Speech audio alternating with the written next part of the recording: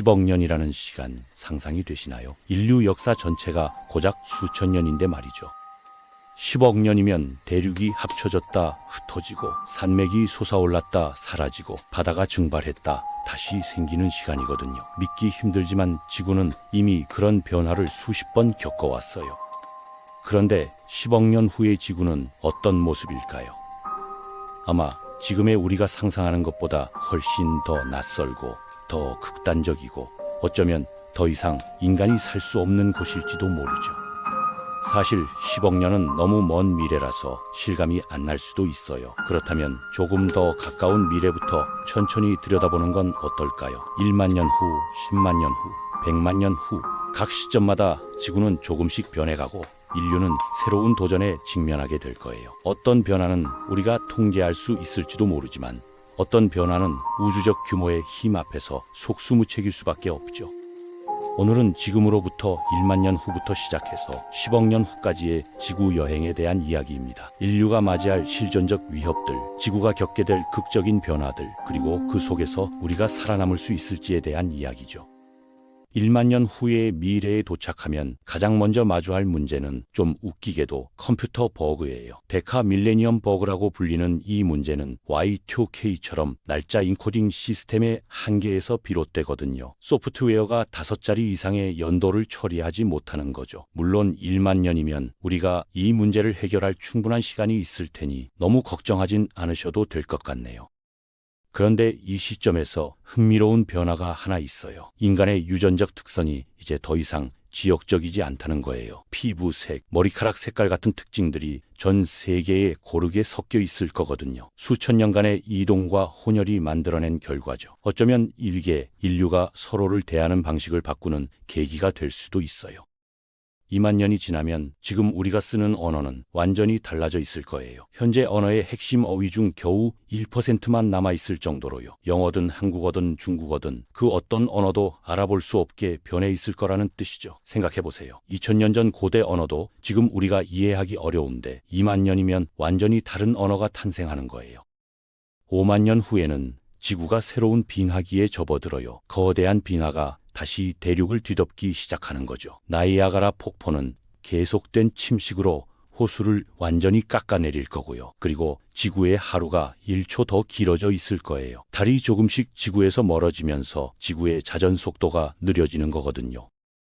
25만 년 후에는 하와이 근처 해저에서 활동 중인 로이히 화산이 마침내 수면 위로 솟아오를 거예요. 새로운 하와이 섬이 탄생하는 순간이죠. 지금도 이 화산은 천천히 자라고 있지만 아직 해수면 아래에 있거든요. 50만 년 후가 되면 본격적으로 위험한 일들이 벌어지기 시작해요. 지름 1km가 넘는 소행성이 지구에 충돌할 가능성이 높아지거든요. 만약 우리가 이걸 막지 못한다면 충돌 지점에는 지름 400km가 넘는 거대한 분화구가 생길 거예요. 지구 전역에 화재가 발생하고 대기는 먼지와 연기로 가득 차서 숨 쉬기조차 힘들어질 거죠. 100만 년 후에는 더 큰 재앙이 기다리고 있어요. 초대형 화산 폭발이 일어날 가능성이 높거든요. 이 폭발은 3200세제곱킬로미터의 화산재를 뿜어낼 정도로 엄청난 규모일 거예요. 그랜드 캐년의 75%를 채울 만큼의 용암이 쏟아져 나오는 거죠. 7만 년 전 토바 화산 폭발이 인류를 거의 멸종시킬 뻔했는데 그것과 비슷한 수준이에요. 재미있는 건 이 시점쯤에 비틀주스라는 별이 초신성 폭발을 일으킬 거라는 거예요. 지구에서 640광년 떨어진 이 거대한 별이 폭발하면 낮에도 하늘에서 밝게 빛나는 모습을 볼 수 있을 거거든요. 몇 주 동안 밤하늘에 2개의 태양이 있는 것처럼 보일 거예요.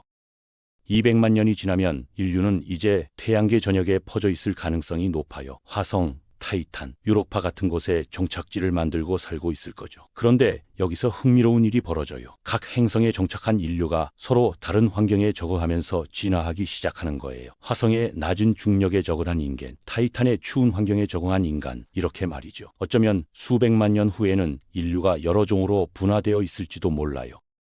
1천만 년 후에는 지구의 지형이 크게 바뀌어 있을 거예요. 동아프리카의 거대한 부분이 대륙에서 분리되면서 새로운 해양 분지가 형성되거든요. 아프리카 대륙이 찢어지면서 새로운 바다가 생기는 거죠. 5천만 년이 지나면 아프리카가 유라시아와 충돌해요. 지중해는 완전히 닫히고 두 대륙 사이에 새로운 산맥이 솟아오르죠. 이 산맥에는 에베레스트보다 더 높은 산이 포함될 수도 있어요. 그리고 화성의 위성 포보스가 화성과 충돌하면서 토성처럼 고리 시스템이 형성될 거예요. 6천만 년 후에는 북미의 로키 산맥이 완전히 침식되어 평평해져 있을 거예요. 지금은 웅장한 산맥이지만 수천만 년의 풍화와 침식을 견디지 못하는 거죠. 8천만 후에는 하와이 제도 전체가 물속으로 가라앉아요. 섬들을 떠받치던 해저 지각이 침강하면서 말이죠. 1억 년이 되면 또 다른 거대 소행성 충돌이 예정되어 있어요. 6,600만 년 전 공룡을 멸종시킨 것과 비슷한 규모죠. 만약 그때까지 지구에 복잡한 생명체가 남아있다면 이 충돌로 대부분 사라질 거예요. 2억 5천만 년 후에는 정말 극적인 변화가 일어나요. 지구의 모든 대륙이 다시 하나로 합쳐지는 거죠. 판게아 울티마라고 불리는 이 초대륙은 과거의 판게아처럼 거대한 단일 대륙이 될 거예요. 하지만 너무 집착하지 마세요. 4억 년 후에는 이 대륙도 다시 분리되기 시작할 테니까요.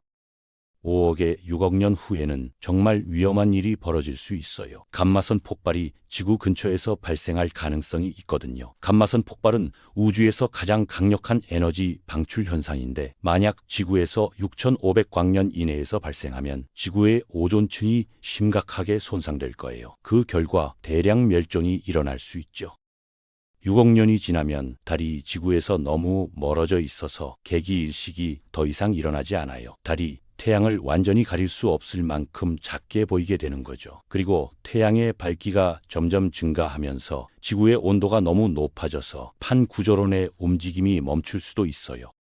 8억 년 후에는 정말 치명적인 일이 벌어져요. 대기의 이산화탄소 수치가 급격히 떨어지면서 광합성이 더 이상 불가능해지는 거예요. 식물이 사라지고 대기에서 산소가 고갈되고 오존층이 완전히 사라지죠. 지구의 복잡한 생명체는 이 시점에서 거의 멸종하게 될 거예요.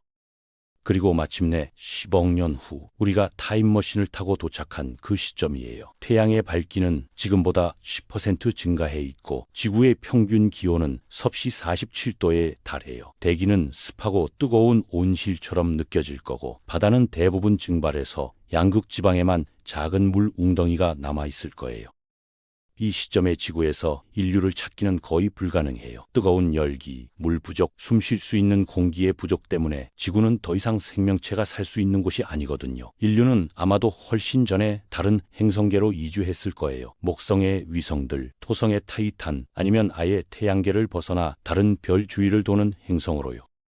10억 년 후에 지구에 홀로 서 있다면 당신은 완전히 낯선 세계에 있는 거예요. 하늘은 더 밝은 태양 때문에 눈부시게 빛나고 땅은 뜨겁게 달아올라 있고 바다가 있던 자리에는 메마른 사막만 펼쳐져 있을 거예요. 극지방으로 가면 아직 물이 남아있는 곳을 찾을 수 있을지도 모르지만 그것도 오래가지 않을 거예요.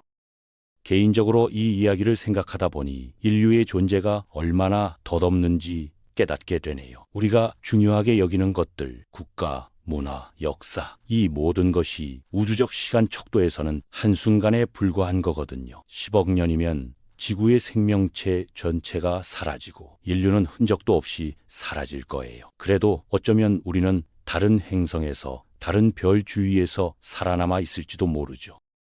결국 10억 년 후의 지구는 인류가 떠난 뒤 오랜 시간이 지나 죽어가는 행성이 될 거예요. 하지만 그게 끝은 아닐 거예요. 인류가 정말로 살아남았다면 우리는 이미 은하계 곳곳에 퍼져 있을 테니까요. 어쩌면 지구로 돌아와 옛 고향을 둘러보는 여행자도 있을지 모르죠. 그들은 뜨겁고 메마른 이 행성을 보며 무슨 생각을 할까요?